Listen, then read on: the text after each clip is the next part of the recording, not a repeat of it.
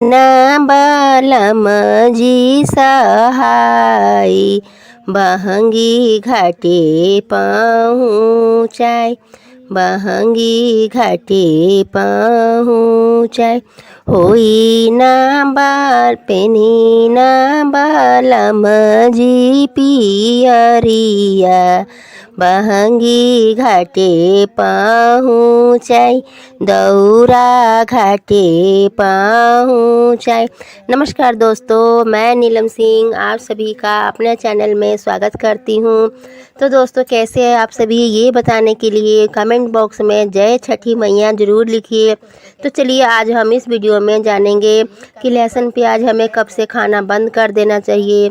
और जो नहीं खाते हैं उनके लिए तो कोई बात नहीं, लेकिन जो खाते हैं उन्हें भी लहसुन प्याज कब से खाना बंद कर देना चाहिए। और देखिए, जो लहसुन प्याज खाते रहते हैं और उनके यहाँ छठ पूजा किया जाता है तो उनको कब से बिल्कुल ही बंद कर देना चाहिए, जो कि हमारे ऊपर बहुत ही ज़्यादा अधिक प्रभाव पड़ता है। और जानते हैं, ये दोष बहुत ज़्यादा लगता है। तो आज हम इसके बारे में बात करेंगे और छठ पूजा के बारे में आपको पूरी जानकारी दूंगी। ठीक है, तो आप बने रहिएगा वीडियो में लास्ट तक। और प्लीज़ वीडियो को लाइक कर दीजिएगा, चैनल को सब्सक्राइब कर दीजिएगा, बेल आइकन को प्रेस कर दीजिएगा ताकि मेरी हर वीडियो आप तक पहुंच सके और नोटिफिकेशन आप तक पहुंच जाए। तो चलिए मैं आपको यहाँ बता दूं। देखिए, मुझे लगता है कि छठ व्रत जो है ना, सारे व्रतों में सबसे महान व्रत है। ठीक है, ये एक महापर्व है। देखिए, वैसे तो सभी व्रत महान है। ठीक है, मैं ये नहीं बोलती हूँ, मैं किसी व्रत का अपमान नहीं कर रही हूँ, सभी व्रत महान है।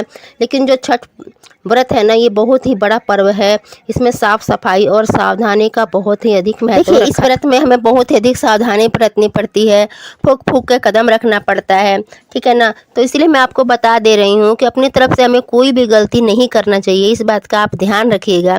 लेकिन देखिए, अगर जाने अनजाने में कुछ गलतियां हो जाती है तो कोई बात नहीं, ठीक है ना, माता रानी माफ़ करेंगी। अब हम इसमें क्या कर सकते हैं।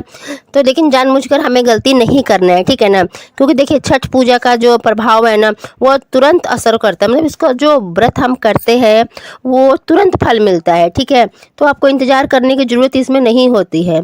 और देखिए, बाकी व्रतों में तो मुझे इतना डर नहीं लगता है, लेकिन छठ पूजा में ना मुझे बहुत डर लगता है। इसलिए मैं साफ़ सफाई वगैरह का पूरा ध्यान रखते हैं, जैसे कि बर्तन वगैरह में जूठा ना लगा हो, और जो साफ़ सफाई है हमें पूरा ध्यान रखना है। ठीक है, तो छठ व्रत जो है ना, वो 4 दिवसीय व्रत होता है।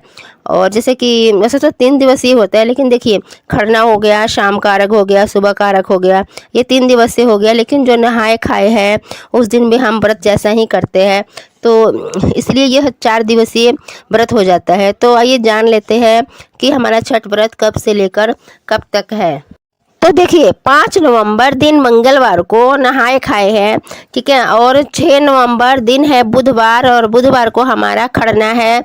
और 7 नवंबर दिन गुरुवार, और गुरुवार के दिन हमारा संध्या अर्घ है, शाम का अर्घ है। और 8 नवंबर दिन शुक्रवार, यह हमारा इस दिन हमारा सुबह का अर्घ है। तो देखिए, 4 दिन हो गया ना, 5, 6, 7, 8, तो ये 4 दिवसीय व्रत हमारा। तो हमें लहसुन प्याज वगैरह जो है ना, आज से ही खाना बंद कर देना चाहिए, क्योंकि 5 तारीख से हमारा व्रत शुरू हो जा रहा है और आज 2-3 तारीख हो गया है। तो आज से हमें लहसुन प्याज खाना बंद कर। और देखिए, अगर आप इस बार नया व्रत उठाना चाहते हैं, पहली बार व्रत करना चाहते हैं, तो आप पहली बार व्रत भी कर सकते हैं। ठीक है ना, कोई इसमें रोक नहीं है, क्योंकि जो मलमास का महीना होता है उसमें नहीं किया जाता है। तो ये साल जो है हमारा फ्री है। तो हम पहली बार जो, अगर कोई मेरी माताएं और बहनें व्रत करना चाहती है तो वो भी कर सकती है। और देखिए, अगली बात क्या है ना कि देखिए अगर आपके पास पिछले साल का कोई कलसूप, दवरा, लोटा या ये पूजा करने की जो भी चीज़ें हैं ना, अगर पहले से आपके पास है तो आपको नया लेने की ना ज़रूरत नहीं है। ठीक है ना, अगर आपके पास पहले से रखा हुआ है तो आप उसमें भी ये व्रत कर सकते हैं। ठीक है, नया लेने की आपको ज़रूरत नहीं है। ठीक है, आप उसे धोकर सुखाकर यूज कर सकते हैं। ठीक है, अगर कलसूप पिछले साल का है तो देखिए, अगर हम एक बार अर्घ देते हैं तो हमें सूप नया ही लेना पड़ता है। ठीक है ना, तो पुराने सूप का आप दोबारा यूज नहीं कर सकते हैं। अगर हाँ, वो जो आपका सूप है वो पीतल वगैरह का है ना, तो उसको मतलब हम बार बार यूज कर लेंगे। लेकिन जो कलसूप है तो कलसूप हमें नया ही लेना पड़ता है। ठीक है, तो इस बात का आप थोड़ा ध्यान रखिए। तो आप जो है ना वो नया कलसूप आप ज़रूर ले लीजिएगा, ठीक है। और अपना बजट भी आप देख लीजिएगा, क्योंकि जितना बजट है उसके हिसाब से ही करेंगे। अगर आपके पास है तो पीतल का कलसूप लीजिए, नहीं अगर बजट है तो जितना है उतने में ही माता रानी खुश है, ठीक है ना। तो आप बांस वगैरह का जो कलसूप बाज़ार में बिकते हैं तो वो कलसूप भी आप ले लीजिएगा। और देखिए अगली महत्वपूर्ण बात क्या है ना कि जिस चूल्हे पर आप नॉनवेज वगैरह बनाते हैं तो उस चूल्हे पर आप कभी भी छठ माता के लिए प्रसाद मत बनाइए। और देखिए अगली महत्वपूर्ण बात क्या है, 5 नवंबर दिन मंगलवार को हमारा नहाए खाए है। तो नहाए खाए के दिन देखिए जो आपके पास अगर गैस है, आप उस पर गैस पर नॉनवेज वगैरह नहीं बनाए हैं ना, तो आप उसको धो माज कर अच्छे से, मतलब कि तो आप उस दिन जिस दिन नहाए खाए हैं तो उस दिन उस पर आप लौकी की सब्जी और अरहर की दाल और चावल बना करके खा सकते हैं नहाए खाए के दिन, ठीक है ना। और दूसरी बात क्या है कि देखिए जो आप दाल और सब्जी बनाइएगा ना तो उसमें उस दिन से तेल खाना बंद हो जाता है, नहाए खाए के दिन से तेल वगैरह नहीं खाते हैं। तो आप घी का छौंका दीजिएगा, तेल का छौंका मत लगाइएगा, ठीक है, क्योंकि उसमें तेल वगैरह नहीं डाला जाता है। तो इस बात का आप थोड़ा ध्यान रखिएगा, और ठीक है। और इस बात का आप बिल्कुल ही ध्यान रखिएगा कि जिस चूल्हे पर नॉनवेज वगैरह बना रहे हैं तो उस पर माता रानी का प्रसाद आप मत बनाइएगा, ठीक है। कई लोग इतने ढीठ होते हैं ना कि वो कहते हैं कि हम तो ऐसा कर लेते हैं, कुछ नहीं होता। तो प्लीज़ ऐसा मत कीजिएगा, आप कृपया इस बात का आप ध्यान रखें, ठीक है। हो सके तो आप भोजन बनाते हैं, मतलब कि देखिए जिस चूल्हे पर आप नॉनवेज वगैरह नहीं बनाते हैं, जिस पे आप नॉर्मल भोजन बनाते हैं, रोटी वगैरह सब्जी वगैरह, तो आप उसको अच्छे से धो के सुखा कर ना आप उस पे प्रसाद बना सकते हैं, ठीक है ना। और देखिए अगले 26 अक्टूबर दिन संडे को यानी रविवार को हमारा और इस दिन हमारा सुबह से ही व्रत रहता है। तो व्रत वाले दिन पूरे दिन हमें व्रत रखना होता है, और शाम के समय सूर्य अस्त होने से पहले हमें नहा करके सूर्य देवता को 1 लोटा जल देना होता है।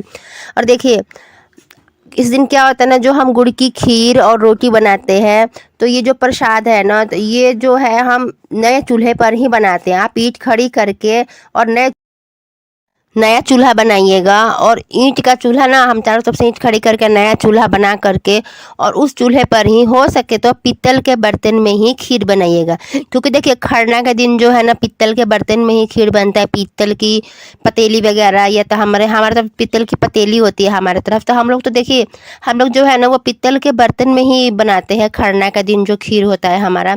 तो पीतल के बर्तन में बनाना उत्तम होता है और बहुत ही अच्छा होता है। तो जो खीर है ना वो पीतल के बर्तन में ही बनाइएगा, और गुड़ की खीर और रोटी बनाई जाती है, और उस दिन शाम के समय खीर और रोटी खाई जाती है। अगला दिन जो होता है हमारा व्रत होता है, छठ महापर्व। तो ये 7 नवंबर दिन गुरुवार को है, और इस दिन जो व्रत हम रखेंगे और इस दिन जो हमारा प्रसाद बनेगा छठ घाट पर ले जाने के लिए, जिसको ठेकुआ बोलते हैं, अगरौटा बोलते हैं, तो ये जो छठ माता के लिए हम प्रसाद बनाते हैं, तो ये भी आपने शाम के समय खरना के लिए ईंट की जो चूल्हे बनाई है ना, उसी को आप अच्छे से लीप पोत करके तो उसी पर आप ना ये माता का जो प्रसाद है ना बना सकते हैं। क्योंकि आपने खरना उसी चूल्हे पे बनाया है ईंट खड़ा करके, तो आप है ना इस पर ना छठ माता का प्रसाद बना सकती है, और ठेकुआ वगैरह इस पे बन सकता है, ठीक है ना। तो आप इन जो बातें हैं इस बातों का आप थोड़ा ध्यान रखिएगा। और देखिए अगली महत्वपूर्ण बात क्या है ना, है कि कई लोग कहते हैं मतलब क्या कुंवारी लड़कियां भी छठ व्रत कर सकती है। तो देखिए छठ माँ का पूजा है, तो जो आपकी मनोकामना है वो अगर आपकी मनोकामना पूरी हो जाती है सोची हुई, तो आप ये व्रत कर सकते हैं। ये व्रत कोई भी कर सकता है। और देखिए अगली बात आती है ना कि हम साड़ी कितनी ले छठ पूजा के लिए। तो देखिए ये तो हमारी बजट के ऊपर है, आप 100 रुपये की साड़ी लीजिए या 400 की या 4000 की, ठीक है ना।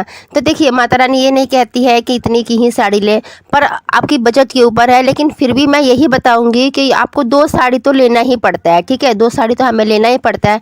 क्योंकि देखिए हम जिस दिन खरना करते हैं ना, जिस दिन खरना व्रत होता है, तो उस दिन हमें नहा करके जो शाम को है ना तो नई साड़ी पर ही हमें खरना करना चाहिए। और अगले दिन क्या होता है ना कि हमें सुबह में जो शाम का संध्या अर्घ होता है, शाम का पहला अर्घ संध्या का, तो उस दिन भी हमें कोरा साड़ी ही डालना चाहिए, मतलब शुद्ध साड़ी डालना चाहिए हमें, ठीक है ना। तो इसलिए हमें 2 साड़ी लेना चाहिए। और अगले दिन जो संध्या के बाद का जो सुबह का अर्घ है, तो सुबह के अर्घ में तो हम जो खरना वाला साड़ी है वो पहन सकते हैं। तो दोस्तों आज के लिए इतना ही। आपको हमारा वीडियो कैसा लगा प्लीज़ कमेंट